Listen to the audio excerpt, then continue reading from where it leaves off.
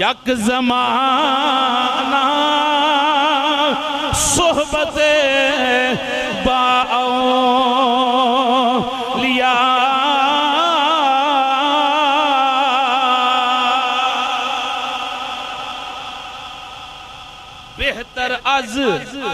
बेहतर अज सद साला अतात बेरिया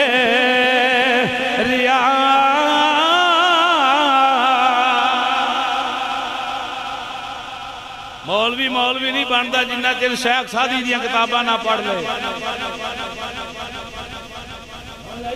कहते निके निके शेख सादी रहमतुल्लाह ताला लिखे। आप फरमाते ने एक जमाना बमाना एक घड़ी अल्लाह दे वली दी सोबत अंदर बैठना, नेक बंदे दी सोबत अंदर बैठना।